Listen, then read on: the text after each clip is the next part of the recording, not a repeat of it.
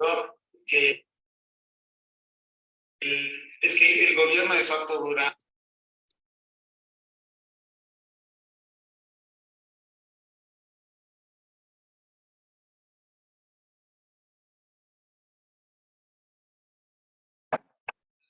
¿Nos escuchas? Ahí sí los escucho bien. Bueno, ¿qué tal? Buenas tardes, muchas gracias por estar ¿Qué con tal? ¿Cómo nosotros. están? ¿Ustedes me escuchan bien a mí? ¿Me escuchan fluido todo? Ok.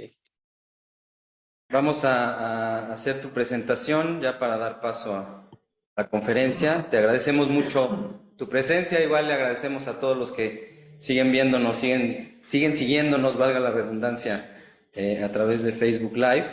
Y voy a empezar presentando esta última conferencia ya del cierre de este coloquio en documental social americano que se está impartiendo aquí en la unidad de posgrado de la Universidad Nacional Autónoma de México. Y cerramos con esta conferencia que se llama Melancolías de Izquierda, Memorias Documentales Chilenas entre el Golpe de Estado y el Estallido Social, de Iván Pinto. Vas a leer su semblanza. Iván Pinto es un crítico de cine, investigador y docente, doctor en estudios latinoamericanos, Universidad de Chile, licenciado en estética de la Universidad Católica de Chile y de cine y televisión en Universidad Arcis, editor general del sitio lafuga.cl, especializado en cine contemporáneo. Ha sido coeditor de las antologías El cine de Raúl Ruiz, Fantasmas, Simulacros y Artificios de UCBAR 2010 junto a Valeria de los Ríos, La Zona Marker de Ediciones Fidox 2013 en conjunto con Ricardo Green y de Suban el volumen 13 ensayos sobre cine y rock. Ediciones Calabaza del Diablo 2016 junto a Álvaro García y Jimena Vergara. Y junto a Claudia Aravena, coautor del libro Visiones Laterales, Cine y Video Experimental de 1957 a 2017, editado por Metales Pesados en 2018. Ha colaborado además en diversas publicaciones, entre las que destaca su participación en los libros El novísimo cine chileno de UCBAR 2011, Prismas del cine latinoamericano de Cuarto Propio 2012, Wolfgang Bongers editor, y Las rupturas del 68 en el cine de América Latina, de ACAL 2016, Mariano Mestman es el coordinador. Ha realizado clases en varias universidades nacionales, entre ellas Universidad de Valparaíso, Universidad de Chile, Universidad Católica, USACH. Entre los temas que desarrolla en docencia, perdón, aquí está un poco mal escrito, entre los temas que desarrolla en docencia se encuentran cine documental, cine latinoamericano, crítica de cine y cine contemporáneo. Actualmente desarrolla el proyecto de investigación postdoctoral Fondecit en el Instituto de Comunicación e Imagen, Universidad de Chile. Codirige la colección de ensayos de cine La Fuga, Las Metales Pesados, junto con Carolina Urrutia. Y bueno, sin más preámbulo, le doy la palabra a Iván Pinto. Bienvenido, muchísimas gracias por estar con nosotros. Adelante, por favor. Muchas gracias. Me dicen por cualquier problema, por favor, que se interrumpe algo, tengo miedo de la señal. Muchas gracias por la invitación, espero que hayan estado trabajando bien en este coloquio. Me parece muy importante que abran espacio para el análisis de cine documental. Dentro de todo, es una zona de estudio bastante emergente a nivel, digamos, latinoamericano, y en términos de campo de estudios, disciplinas, ¿cierto? Y centros de investigación. Me parece muy positivo, digamos, que estén organizando esto. Y bueno, yo voy a dar paso a lo que voy a presentar. Voy a compartir pantalla con un PowerPoint que tengo acá. Les quiero contar un poco lo que quiero hacer, ¿no? Bien, me dicen si no se ve, ¿no? Ahí está, perdón, creo que está en la primera diapositiva, ahí sí, ya. Bueno, les digo que lo que voy a presentar acá está bastante en curso, yo diría. Surge sobre todo de un estado, digamos, yo diría, confusión en el presente político chileno, ¿no? básicamente una sensación quizás de agotamiento en muchos planos, de un suspenso, digamos, en términos narrativos y, y también estético finalmente, ¿no? Porque en el fondo esto repercute también en el cine documental y en las estéticas tal cual se han venido trabajando. Nosotros, digamos que recientemente estamos impactados, ¿no? Por el estallido social, ¿cierto? Que ocurrió el año 2019, y después, y un poco lo que ha venido aconteciendo después, ¿no? Que ahora voy a relatar un poco. Lo más reciente que publiqué como libro, en realidad que no está ahí en el detalle, pero lo publicamos con Carolina Urrutia, es un desarrollo, una pregunta, ¿no? En torno también al cine chileno entre los años 2010 y 2020, algo así como las transformaciones, ¿no? Estéticas y narrativas de ese cine, en el marco de un momento, ¿no? De politización de la sociedad, ¿cierto? De un momento en el cual, digamos, donde pareciera como que lo real, ¿no? Con toda su densidad y su complejidad emergía, ¿no? Con mucha fuerza, tanto en la ficción como en el documental. Y esto tuvo un punto de llegada, ¿cierto? Al final de la década del 2010 al 2020, el 2019, y hoy en día estamos como en un momento post eso, ¿no? Pensando un poco qué está pasando. No sé por qué, o sea, sí sé por qué, pero en el fondo vamos a ir detallando también. Hay en este momento una sensación de profundo, yo diría, pregunta, ¿cierto? Una cierta pérdida un poco de horizonte, ¿cierto? De sentido, ¿no? Particularmente al interior de la izquierda, ¿no? Y yo creo que esto, digamos, repercute, ¿no? Efectivamente en el documental y retrospectivamente en las narrativas que hemos hecho sobre el cine documental, ¿no? Narrativas, digamos, críticas, ¿no? Entonces, algunos lugares para partir, ¿cierto? Estos temas, ¿no es cierto? Por un lado, ¿cierto? Unos lugares de partida, ¿cierto? Esta idea de que en el fondo el cine documental en la postdictadura chilena se ha centrado, así como el problema de la memoria ha sido gravitante, ¿no? Ha sido fundamental, ha sido como el punto donde se ha desarrollado un trabajo de largo alcance, ¿cierto? Sobre las problemáticas del cine documental, donde se han establecido también las innovaciones, ¿no es cierto? Los testimonios, ¿cierto? Los sujetos, ¿cierto? Y todo, digamos, vinculado, ¿cierto?, al pasado, ¿cierto?, reciente, y podríamos decir ese pasado que no deja de pasar, ¿no?, que vamos a ir comentando, ¿cierto?, vinculado al golpe de Estado, ¿cierto?, y los crímenes, ¿cierto?, de lesa humanidad, de crímenes de derechos humanos, ¿cierto?, desapariciones, ¿cierto?, tortura, etcétera, ¿cierto?, que ocurrieron entre el 73, ¿cierto?, el año 1990, ¿no? Eh, eh, Estas memorias, ¿cierto?, han ido también configurando ciertos desarrollos, ¿cierto?, al interior de las narrativas, ¿cierto? Uno podría decir, por ejemplo, que se ha pasado de algún modo una memoria testimonial directa, ¿cierto?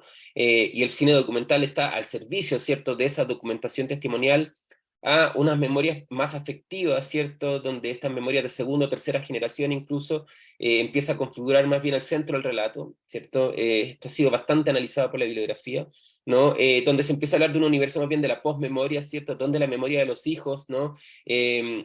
Pasa como a primer plano, ¿no? Hay una película muy importante en este relato que es El edificio de los chilenos, de Macarena Aguiló, ¿cierto? Que digamos, configura esta entrada, ¿cierto?, de la mirada de los hijos y el cuestionamiento, ¿no?, de algún modo de estos hijos a sus padres, ¿no?, militantes de izquierda, ¿cierto?, que configura un universo, ¿no?, de muchas narrativas que van por ahí, ¿no? Películas que están muy vinculadas también a la autobiografía, a la reconstrucción biográfica, ¿cierto? Y de algún modo Elizabeth Ramírez en su libro del año 2019 en torno al documental chileno, quizás el más completo estudio sobre esto, habla un poco de este paso del cine de los afectados, ¿cierto?, a un cine más bien de los afectos, ¿no? Un cine donde, digamos, la cuestión de la afectividad, de la materialidad fílmica, ¿cierto?, de una memoria, ¿cierto?, quizás más brumosa, ¿no? Más ambigua, ¿no? También cobra relevancia, ¿no? Otro punto, digamos, de partida es el que estaba marcando ahora este giro político del 2010 al 2020 en Chile, ¿cierto? Que en el fondo tiene determinados hitos políticos, ¿no? O sea, hitos que yo diría que comienzan, digamos, hay gérmenes, ¿no?, previos, el 2006 también hay cierta movilización estudiantil, ¿cierto? Pero el 2011 es como la marcha masiva, ¿no?, por la educación, por la educación gratuita y de calidad, que marca, ¿cierto?, a toda una generación, y de hecho como que todos los, o sea, toda la coalición que gana en este momento, ¿cierto?, que está ahora en el poder, ¿cierto?, que es Gabriel Boric, ¿cierto?, Camila Vallejo, ¿cierto?, esta alianza, ¿cierto?, entre nuevos partidos que emergen precisamente el 2011 y el Partido Comunista, ¿no?, surgen de este movimiento el 2011, ¿no? Fueron los rostros de ese movimiento, ¿cierto? Y 10 años después, ¿cierto? Llegan al poder, ¿no? Lo cual es también muy interesante. Otro hito, digamos, el 2018 con la marcha, ¿cierto? Feminista, ¿no? Donde, digamos, no solamente se buscaba, ¿cierto?, una demanda por una educación gratuita y de calidad, sino también una educación no sexista, no gratuita y de calidad. Entre el 2011 y el 2018, en realidad, hay diversos, ciertos movimientos sociales que van ocupando las calles. Era algo absolutamente nuevo si pensábamos en la década del 90 en Chile, que donde, digamos, la gran imagen, ¿cierto?, era la imagen más bien de la ausencia, ¿no? O sea, era una imagen del ciudadano en el mall, ¿cierto?, en fin, cooptado, podríamos decir, por el neoliberalismo, podríamos decir, ¿no? Entonces, entre el 2011 y el 2018 hay un auge, ¿no?, de los movimientos sociales y de distintas causas medioambientales, ¿cierto?, territoriales, ¿cierto?, de género, ¿cierto?, de distintas agendas que se van abriendo, ¿cierto?, a lo largo, digamos, de toda esta década. Y el 2018 es un año importante por la masiva marcha, ¿cierto?, feminista. Y después, digamos, hasta llegar al 2019, ¿cierto?, que en octubre, ¿cierto?, del 2019 hay una suerte de, bueno, efectivamente un estallido social, ¿no? Que empieza, ¿cierto?, con el alza del precio del metro, ¿cierto? Y empieza a acumularse, ¿cierto?, día tras día, ¿cierto?, como que esto empieza a crecer como una ola, ¿cierto?, expansiva, para transformarse, ¿cierto?, en las calles de un verdadero campo de batalla, ¿cierto?, con ni siquiera una lucha específica, sino que más bien una lucha generalizada, que eso es la cuestión, ¿no? O sea, por un lado una lucha descentralizada, no partidista, ¿cierto?, que no tiene una sola causa, sino que sobre todo es la lucha, algo así como entre, digamos, la espontaneidad del movimiento, ¿cierto?, y las fuerzas policiales, ¿no?, que fue una marca, ¿cierto?, profunda, ¿no?, entre esto. Por supuesto que la salida, esto produce una desestabilización muy grande al gobierno de Piñera, y la salida, digamos, que se realiza, ¿no?, sobre esto es un acuerdo entre los partidos más, digamos, clásicos, que deciden desarrollar un proceso constitucional. Hoy estamos en Chile en el post-2019, ¿no? Es decir, estamos en este momento donde ya se desarrolló un proceso constitucional por primera vez abiertamente y radicalmente democrático en cuanto a quienes estaban participando, en cuanto a los procesos. Estamos una convención constitucional que vivió, ¿cierto?, una guerrilla mediática, ¿no?, a partir de justamente los medios, el oligopolio, que podríamos decir mediático, ¿cierto? Y esta convención constitucional que se desarrolló en ese momento, ¿no?, durante un año, salió rechazada, ¿no? O sea, salió abiertamente rechazada. Y en paralelo a esto, ¿no?, emerge, o sea, gana, ¿cierto?, el poder, ¿cierto?, Gabriel Boric, ¿cierto?, que representa las fuerzas de izquierda, podríamos decir. En fin, y hoy en día, ¿no?, estamos a puertas a un nuevo proceso constituyente, después de este rechazo a este otro, ¿no?, donde los partidos toman el rol protagónico, ¿no?, donde vuelve de algún modo la vieja política de los consensos, ¿no?, y donde hay un ambiente, ¿no?, me imagino que es muy común a otros países en Latinoamérica, donde el neofascismo, de algún modo, ¿cierto?, empieza a emerger. Es decir, estamos en una suerte de paradoja, ¿no?, del progresismo, donde por un lado se tiene el poder, ¿cierto?, en la moneda, pero empieza una suerte de desafección de sus propios, ¿cierto?, personas votantes, ¿cierto?, por este proceso, una desafección que también es esta pérdida, ¿cierto?, de la Convención Constitucional desarrollada por fuerzas de izquierda, y en fin, es una suerte de paradoja porque en el fondo una serie de temas que han emergido, ¿cierto?, en la agenda, ¿no?, en la agenda pública, ¿cierto?, parecen más bien regresivos, ¿no? Entre esos temas, ¿cierto?, distintos conflictos, por ejemplo, un conflicto con la policía, ¿no?, en el cual, digamos, la policía pasaba, ¿cierto?, de ser algo a ser radicalmente refundado en el 2019 a una reforma policial, y hoy en día, más bien, a partir del tema de la seguridad, ¿no?, se tomó la primera plana de todos los diarios, ¿cierto?, a más bien o sea, tenemos a Boric hoy como cantando el himno nacional junto a la policía, es decir, de repente como que todo cambió de cariz en un momento a otro, ¿no? El rechazo a la reforma tributaria, ¿cierto? Que era como la principal anclaje, ¿cierto? Para los cambios, ¿cierto? Tampoco se lleva a cabo. El conflicto territorial de Wallmapu, ¿cierto? Vive un reauge y una nueva marginalización, ¿cierto? El conflicto con los pueblos originarios, ¿no? En el cual, digamos, en la Convención Constitucional se había abierto de algún modo ese puente, ¿cierto? El rechazo de esto implica también, ¿cierto?, una repolitización de Wallmapu, y en el fondo de una nueva, digamos, politización de los grupos que están armados al interior de Wallmapu, ¿cierto?, para reivindicar, ¿cierto?, la lucha armada, y a la vez también dejando, ¿cierto?, como desnudo, digamos, al gobierno progresista de Gabriel Boric. El medio ambiente, ¿cierto?, la seguridad, la migración, son como los grandes temas ahora, ¿no? Es decir, una lectura rápida podría decir que la agenda, ¿no?, política la toma la derecha, ¿no?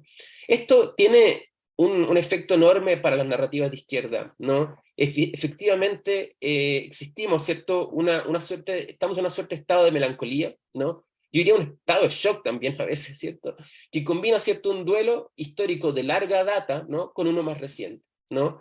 ¿Qué quiere decir esto, no? Quiere decir que en el fondo la transición política de 1990, ¿cierto?, al 2010 en el fondo, ¿no?, implicó un estado,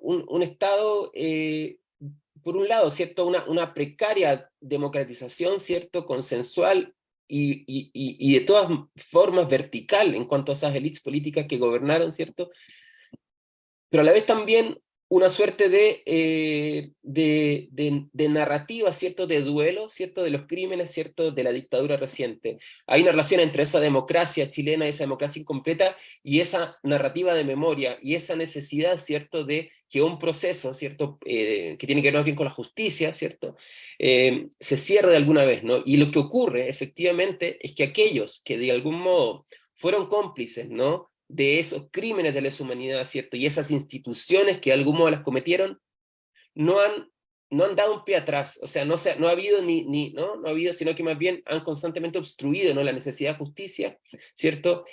Son los mismos protagonistas, ¿no?, del régimen pinochetista los que hoy en día son la política oficial de la derecha, ¿no? Entonces no ha habido un pie atrás, ¿no?, al respecto. Esto, entonces, si nos fijamos un poco, el destino, ¿cierto?, del estallido social, y este fracaso del estallido social, está anudado, ¿cierto?, por supuesto, a un proceso de duelo de más larga data, que tiene que ver, por supuesto, con el golpe de Estado, ¿no? La pregunta por la izquierda acá es una gran pregunta. ¿Cuál es el destino, cierto? ¿Cómo se cruzan estas generaciones, estos relatos y estas estrategias en conflicto de diversa índole, cierto? En una izquierda que puede ir desde el Partido Socialista, que fue efectivamente un partido que gobernó, ¿cierto?, durante los años de la Concertación, hasta, digamos, las nuevas izquierdas, e incluso la izquierda no partidaria, ¿no?, que también está hoy en día en juego, ¿no? Y yo trato de leer esto a la luz de este proceso, yo creo, de un proceso muy, muy grande vinculado a la melancolía y al duelo, ¿no? Efectivamente, a la idea de algo que no termina de pasar o algo que no termina de ser procesado, ¿no? Al respecto de esta melancolía de izquierda que lleva el título, ¿cierto?, de la presentación, hay distintas posiciones, ¿cierto?, pero centralmente, ¿cierto?, es como un signo ambivalente, ¿no? Es un signo ambivalente respecto a la melancolía, ¿cierto? Puede ser leído como algo tan positivo como negativo para una izquierda, ¿no?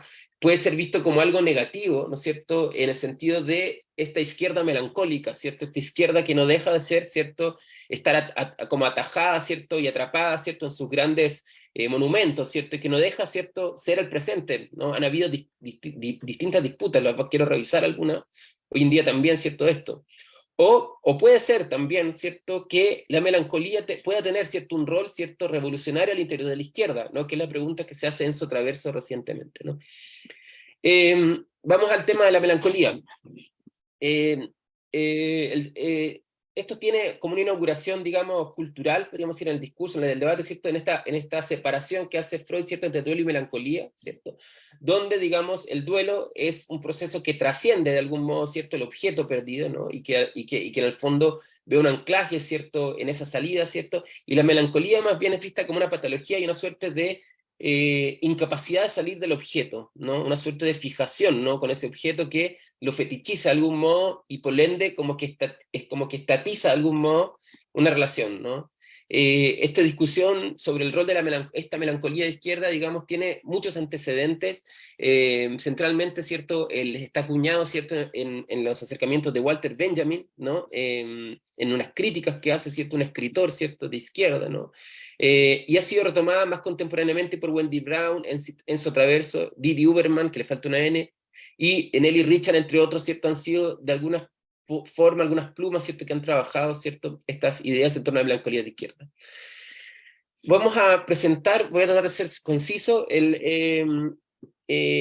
algunas citas, ¿cierto?, en torno a esta melancolía de izquierda, y como desde dos posiciones, ¿no? Por un lado, Wendy Brown, ¿no?, propone, ¿cierto?, la luz, en 1999, a la luz, ¿cierto?, de precisamente los nuevos movimientos sociales, las nuevas políticas de identidad, las nuevas luchas, ¿cierto?, que emergen, ¿cierto?, del campo acontecimental, ¿no?, de lo político, ¿cierto?, una discusión, ¿cierto?, con lo que se podría llamar una izquierda tradicional, ¿no?, que para ella es la melancólica, ¿no? Y entonces ella menciona acá, ¿cierto?, esta condición supuestamente, de la melancolía de izquierda, ¿cierto? A ver, voy a leer toda la cita para no enredarme. En suma, la melancolía de izquierda es el nombre que Benjamin da a un apego luctuoso, conservador y retrógrado, a un sentimiento, un análisis o una relación que se ha vuelto cosificada y congelada en el corazón del presunto izquierdista.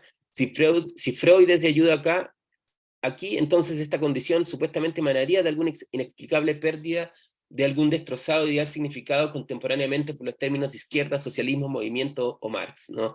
Es decir, lo que está haciendo, ¿cierto?, Wendy Brown está diciendo que algunas ideas, ¿cierto?, que están como que están situadas, ¿cierto?, en el corazón, ¿cierto?, de la izquierda, ¿cierto?, a veces como un dogma, ¿no?, impiden ver, ¿no?, algunas otras fuerzas nuevas, ¿cierto?, que podrían estar al interior, ¿cierto?, de los movimientos sociales. Este fracaso también es el resultado de una singular camisa de fuerza intelectual, dice, la insistencia en un materialismo que niega la importancia del sujeto y lo subjetivo, la cuestión del estilo y la problemática del lenguaje, que eran de algún modo son las problemáticas de algún modo de la subjetividad, podríamos decir, que están emergiendo, ¿cierto?, en este campo, ¿cierto?, hace mucho tiempo, pero claramente ya está apuntando, ¿cierto?, a fines de la década del 90, ¿no? Lo que surge es una izquierda que opera sin una crítica profunda y radical del status quo y sin una alternativa atractiva al orden de cosas existentes, pero de modo quizás aún más preocupante, es una izquierda más apegada a su imposibilidad que a su potencial de fecundidad, una izquierda que se siente menos cómoda en la esperanza que en su propia marginalidad y fracaso, una izquierda que está así atrapada en una estructura de apegos melancólicos a un cierto relato de su propio pasado muerto, cuyo espíritu es fantasmal, cuya estructura de deseo retrógrada y autoflagelante, ¿no? Es interesante cómo observa, ¿cierto?, el síntoma, de algún modo, de la izquierda melancólica, ¿cierto?, desde un lugar negativo también, pero que efectivamente, digamos, si yo leo a Chile y lo que está pasando a la izquierda y con las pugnas, podríamos decir, al interior de la izquierda, es claramente lo mismo. O sea, es esto, ¿no? Es un síntoma, ¿no?, que tiene que ver con, por ejemplo, preferir a veces, ¿cierto?, fracasar, ¿no?, y quedarse con la idea de fracaso antes que estar, ¿cierto?, arriesgando, ¿cierto?, algo así como un cierto status quo, ¿cierto?, en virtud, ¿cierto?, de algo nuevo o transformador, ¿no? Es un apego, ¿cierto?, un pasado muerto, ¿no?, cuyo espíritu es fantasmal, ¿no? Enzo Traverso tiene como otra posición sobre esto, y esto quería contrastar, ¿no?, a propósito, ¿cierto?, del libro que se llama Melancolía de Izquierda, ¿no?, y donde él enmarca esto en un arco mucho más amplio, ¿no?, de inicios del siglo XXI, narrativas, ¿cierto?, que tienen que ver con el duelo, la derrota, ¿cierto?, la caída del muro de Berlín, ¿cierto?, y el ambiente, si recordamos un poco el ambiente que se vivía, ¿no?, entre fines del siglo XX e inicio del siglo XXI, estas grandes revisiones del siglo, ¿no?, desde Hobsbawm, ¿cierto?, a Frederick Jameson, pasando por Alain Badiou, ¿cierto?, entre otros, el mismo Derrida, ¿cierto?, aspectos de Marx, ¿cierto?, es toda una bibliografía, toda una discusión, todo un acercamiento, ¿cierto?, donde de algún modo el siglo XX, ¿no?, aparecía, ¿cierto?, con la fuerza de la ruina, ¿no?, ni hablar, por ejemplo, en el caso del cine, ¿cierto?, Godard y sus historias del cine, ¿no?, por dar algún ejemplo concreto que es más cercano, ¿cierto?, a nuestras narrativas, ¿no?, pero sin duda no se vive, ¿cierto?, el recuerdo del siglo XX como una ruina, ¿no?, de algún modo una ruina que por supuesto es una ruina viva, ¿no?, es una ruina que tiene cenizas también, podríamos decir, ¿no?, pero sin embargo es el ambiente, ¿no?, que él está tratando de dilucidar en su libro, ¿no? Él dice, la melancolía de izquierda no significa el abandono de la idea del socialismo o de la esperanza de un futuro mejor, no, dice, significa repensar el socialismo en un tiempo en que su memoria está perdida, oculta y olvidada y necesita ser redimida. Esa melancolía no implica lamentar una utopía perdida, sino más bien repensar un proyecto revolucionario en una era no revolucionaria. Es una melancolía fecunda que podríamos decir con Judith Butler entraña el efecto transformador de la pérdida. Lo que está observando Traverso es algo también positivo, ¿cierto?, en torno a la cuestión de la melancolía, ¿cierto?, que implica precisamente no soltar ese objeto, ¿no? No soltar ese objeto que en este caso es la utopía perdida, ¿no? Es la utopía del fracaso, pero que en el fondo está ahí para ser de algún modo reactivada, ¿cierto?, y traerla, ¿no? Entonces, hay algo ahí quizás positivo, ¿no?, en esos términos.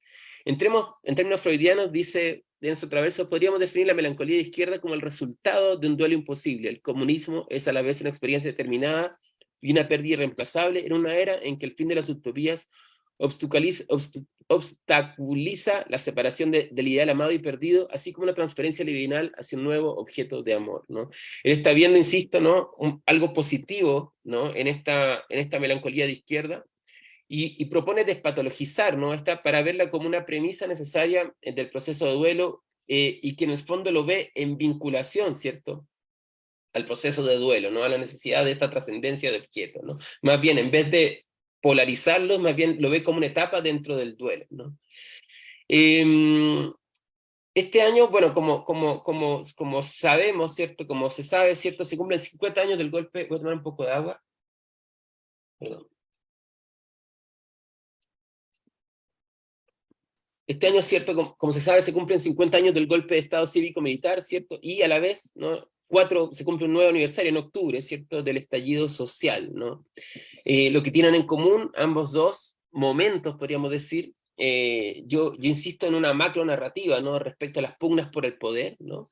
Y por supuesto, ¿cierto?, la idea de esta memoria como ruina, ¿cierto?, en una lectura, ¿cierto?, que más bien el estallido actualiza, ¿no? Y que se suma de algún modo, ¿cierto?, a un duelo, digamos, de mucho más largo alcance, ¿no? Algo así como que a partir del estallido social, el fracaso del proceso constituyente, ¿cierto?, esta memoria que de algún modo se está buscando tapar, de algún modo, que fue este estallido, lo que queda más bien es una sensación aún mayor de duelo, ¿no? Es un duelo que empieza como a crecer monstruosamente, ¿no?, en vez de, digamos, saldarlo, ¿no?, que era un poco lo que se buscaba también con el estallido, con el proceso constitucional, ¿no? De algún modo saldar las heridas de una nación, ¿no?, a través de un proceso nuevo, ¿no?, que es lo que no ocurre y que efectivamente fracasa, ¿no?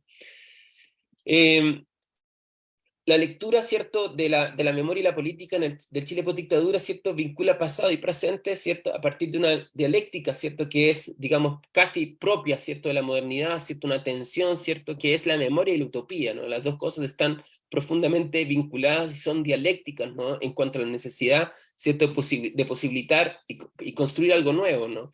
En el más reciente libro de Enzo Traverso, también, Revolución, ¿no?, él vuelve mucho sobre esto. Ese es un libro del historiador que está vinculado a la reconstrucción de procesos filiativos respecto a la revolución en un marco y en una discusión, ¿cierto?, que tiene que ver harto con el estallido y la revuelta, ¿cierto?, en el cual la acusación un poco de Traverso es decir que los movimientos sociales actuales, de algún modo, no tienen un proyecto revolucionario, ¿no?, sino que más bien son una suerte de catarsis, podríamos decir, lo que señala un poco Traverso rápidamente, ¿no? Lo cual también es problemático, ¿no? Vamos a ver, o sea, un poco por ahí van mis preguntas, y yo, en realidad por eso digo que es algo que está en curso, porque no está del todo cerrado, ¿no? Son más bien, lo que veo son síntomas por doquier, ¿no?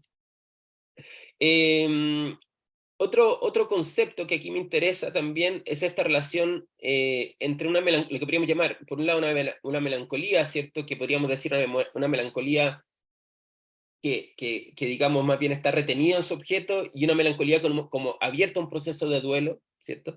Y acá también surge esta figura, que también vamos a leer algo, que es en torno a la memoria contemplativa y la memoria crítico-transformadora. Por supuesto, ¿no?, la memoria, como la melancolía, ¿cierto?, puede ser un elemento totalmente conservador, ¿no? Si es que no está abierta, ¿cierto?, a la fuerza relampagueante, ¿no?, como decía Benjamin, ¿cierto?, del presente, ¿no?, a ese instante, ¿cierto?, de peligro, ¿no? Entonces también acá se vuelve importante pensar nuevamente el problema de la memoria vinculado a su presente, ¿no? Uno podría contrapreguntarse también como cuánto de la memoria, ¿cierto? Y de esta narrativa del duelo no ha sido también la excusa, ¿no? De esa propia izquierda para mantener, ¿cierto?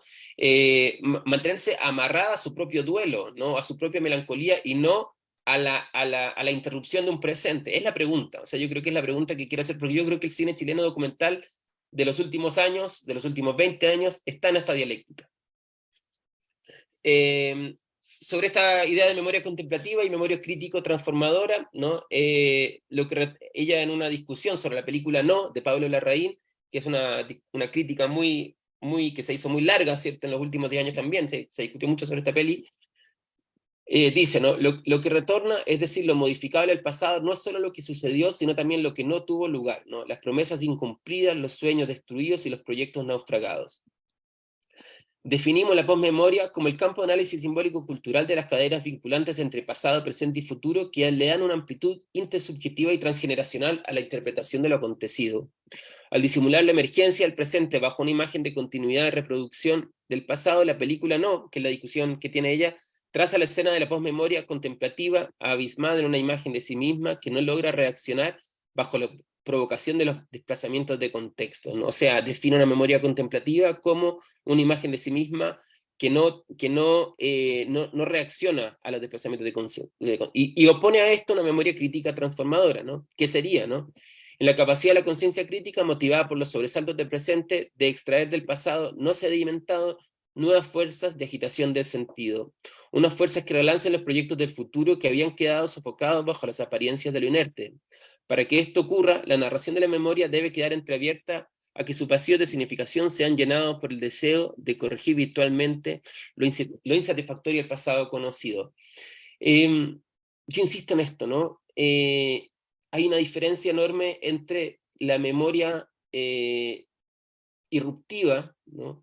Que está de algún modo observando sintomáticamente, ¿cierto? Un pasado, removiendo, ¿cierto? Piezas de un pasado, ¿cierto? Para pensar un futuro, ¿no? Para obtener nuevos recursos, ¿cierto? Y una memoria, ¿cierto? Que está solazada en el síntoma, y que está solazada, ¿cierto? En la pura melancolía y en el apego a su objeto. Yo creo que ahí hay algo a pensar, que yo, insisto, no lo tengo del todo cerrado, pero pienso que acá está el eje, ¿no? De la cuestión, y esto me surge a partir precisamente de una película que vamos a revisar a continuación muy pronto, ¿no? Le sumo a esto otras cosas más, otras preguntas quizás más laterales, ¿no? Que me surgen a partir de este universo de cosas, ¿no? Por un lado,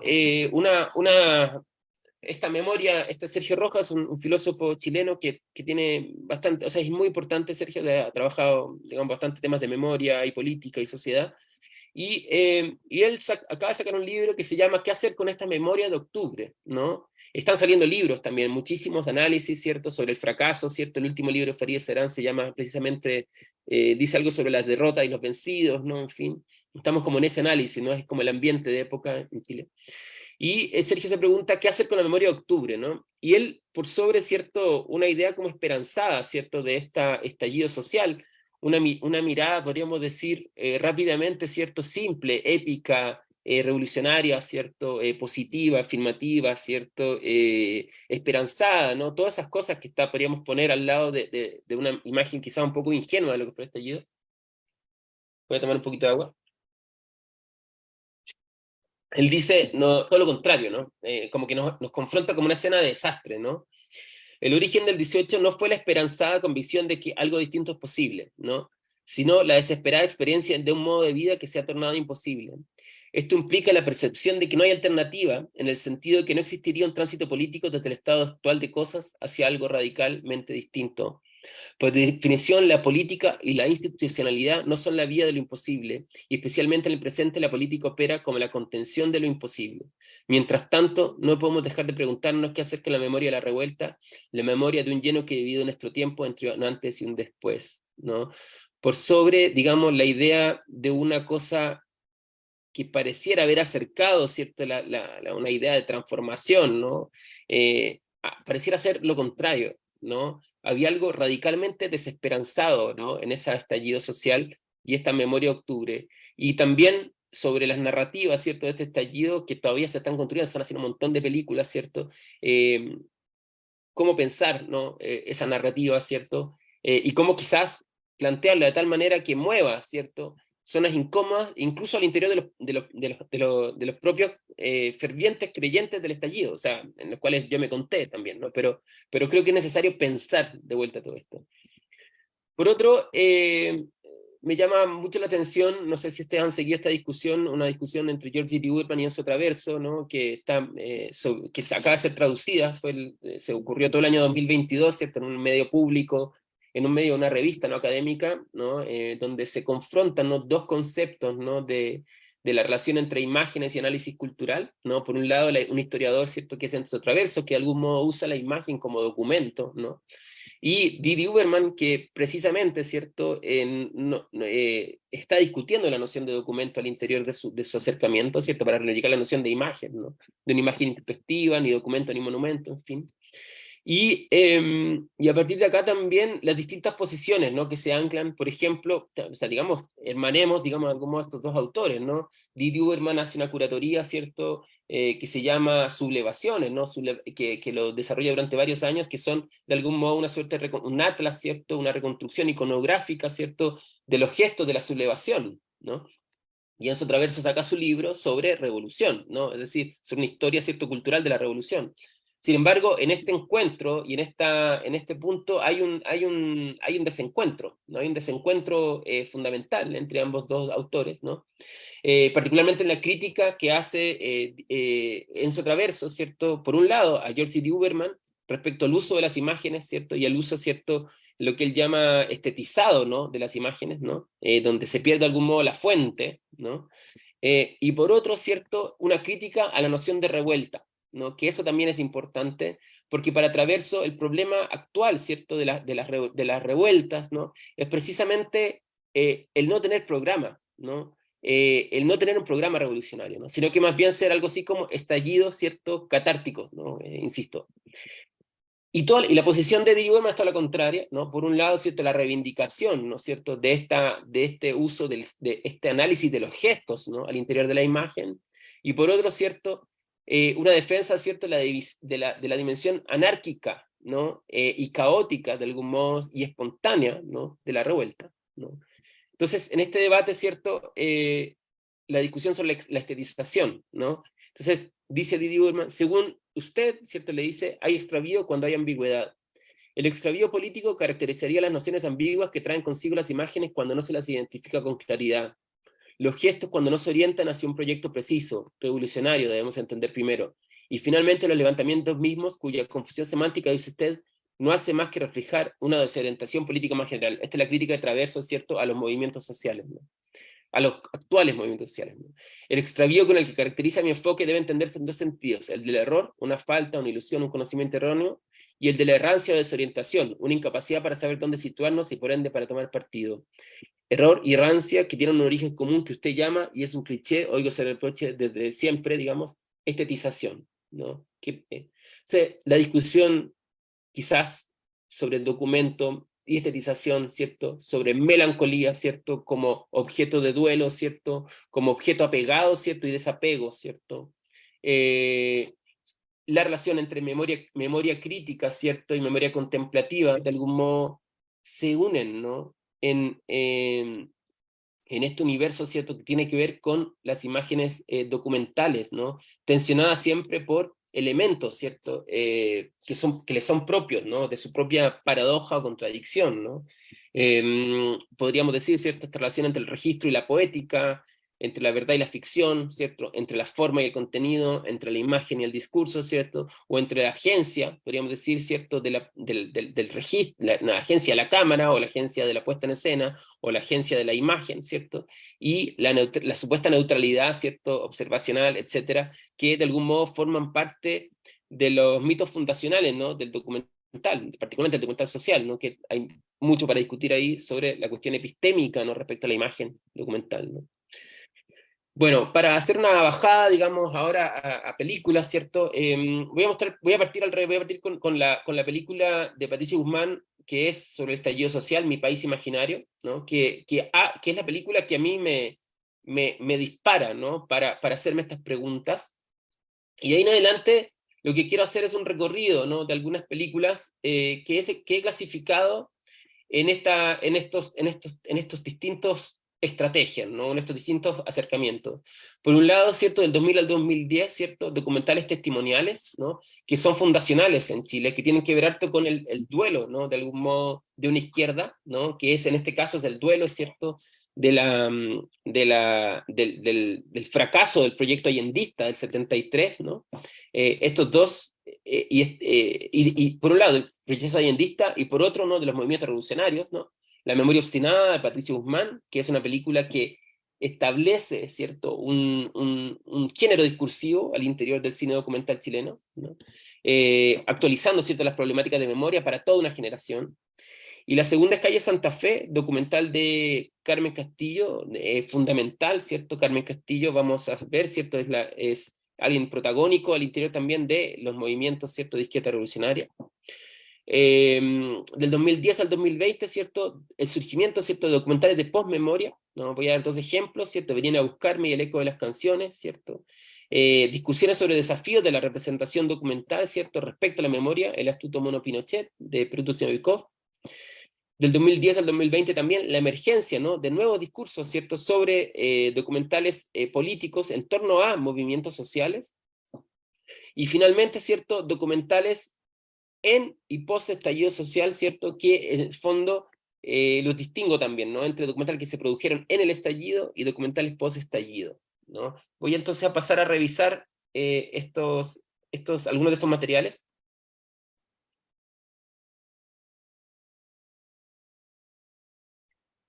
Me dicen si no se escucha. A ver, voy a ver cómo está lo del...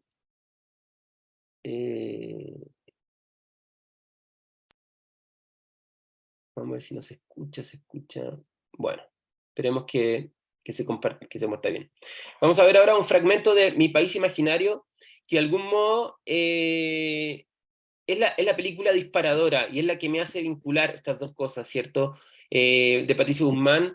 Es una película que de algún modo no viene de un lugar neutro, es precisamente el documentalista que ha tomado el tema de la memoria, y la memoria, ¿cierto? Y el duelo melancólico, ¿no? El duelo y la melancolía como un eje de su obra, desde la memoria obstinada en adelante, ¿no? Y acá ese duelo está vinculado también al proceso del estallido, donde él ve, ¿cierto? Una posibilidad, ¿no? Y la incertidumbre, por genera nerviosismo y temor, pero la incertidumbre es necesaria para la legitimidad de la política, porque donde no hay incertidumbre, no hay democracia. Yo creo igual que lo que está pasando es bueno. O sea, yo creo que ojalá hubiera sido antes. Ojalá no hubieran tenido que perder 400 personas sus ojos para llegar a este punto.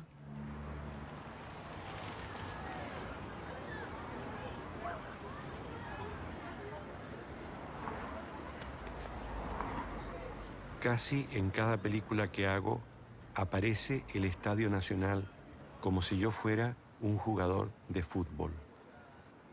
Durante la dictadura fue el mayor campo de concentración de Pinochet, donde yo estuve aquí con miles de otros presos. Esto me marcó para siempre. El estadio es también un local para las votaciones. Ahora se vota el fin de la Constitución de Pinochet para escribir una nueva. Bajo la presión popular, el gobierno y los partidos no han tenido más alternativa que organizar este plebiscito. Ese mismo día se conoce el resultado.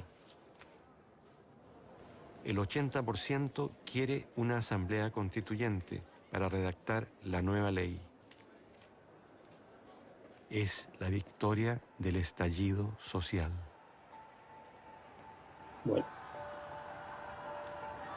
Bueno, esta película tuvo un destino un poco triste, ¿no? Porque era una película que estaba destinada, se estrena el día de la votación del apruebo o el rechazo de la Constitución. Aquí logra filmar, ¿cierto?, la elección de los constituyentes y el que sí se iba a hacer una nueva Constitución, ¿no? Pero se estrena justo antes del voto final, ¿no? Del que iba a consagrar este proceso, ¿no? Se estrena el mismo fin de semana, se estrena el viernes, y el domingo, ¿no? Se sabe, ¿cierto?, que se votó rechazo a este proyecto, ¿no? Lo cual, digamos, fue un punto, digamos, de derrota importante, diría, tanto para el gobierno como para los movimientos de izquierda. En ese sentido, ¿cierto? El documental de Patricia Guzmán, ¿no? Que de algún modo veía, ¿cierto?, una esperanza, ¿no?, en este proceso, ¿no?, envejece con una velocidad increíble. O sea, es así, pasa inmediatamente a ser un documento del pasado, de un pasado muy lejano, ¿no? Eso es lo extraño. Eso es lo extraño de lo que ocurrió. O sea, eso es lo raro, ¿no? Que nos pareciera que algo que ocurrió hace 2 años o 3 años atrás, nos parece que ocurrió hace 10, ¿no? O sea, es algo muy loco. Es como que Chile está, de repente cambió su contexto en muy pocos meses, ¿no? Y eso es algo vertiginoso, es muy fuerte, yo creo, o sea, para este país. Y este documental, para mí es sintomático por eso, ¿no? Yo lo que me pregunto es si no hay un problema, ¿cierto?, también en la narrativa, ¿no? En cómo pensamos el problema del estallido y cómo nos vimos ahí, ¿cierto? También, ¿no? O sea, ¿qué pasó ahí? ¿Qué pasó con ese cálculo? ¿No? ¿Qué pasó con la pregunta, ¿cierto?, una estrategia, ¿cierto? En fin, son preguntas que yo me hago, pero también se las hago a las narrativas, ¿no? Y vamos a ver otras películas que van por ahí también. Nos vamos a ir más atrás. Este es Chile, la memoria obstinada, hacia atrás 20 años, del 2001, ¿cierto? Esta es la película que para mí inaugura, ¿cierto?, los documentales de memoria, ¿no?, en Chile.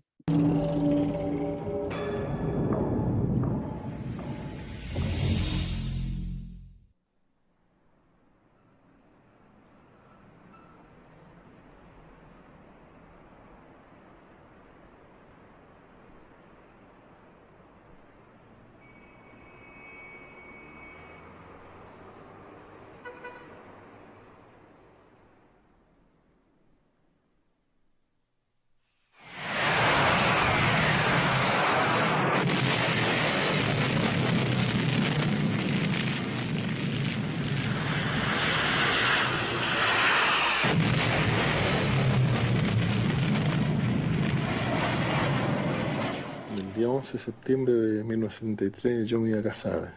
Teníamos hora a las 9:30. Y bueno, estábamos viendo una situación combatida ahí en La Moneda desde temprano. Y a las 9 horas yo ya llamé a la novia, Catalina, diciéndole que no nos podíamos casar porque que teníamos un pequeño problema y que nos veríamos en la tarde.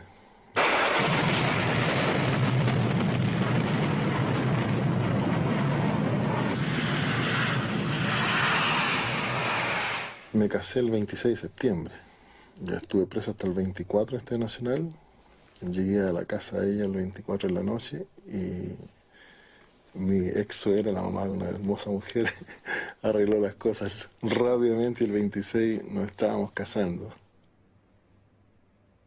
Juan es uno de los pocos defensores del Palacio Presidencial de La Moneda que lograron salvar la vida. Aquí, un grupo de 36 personas combatió hasta el final para defender a Salvador Allende, un presidente socialista que trató de hacer una revolución pacífica sin conseguirlo.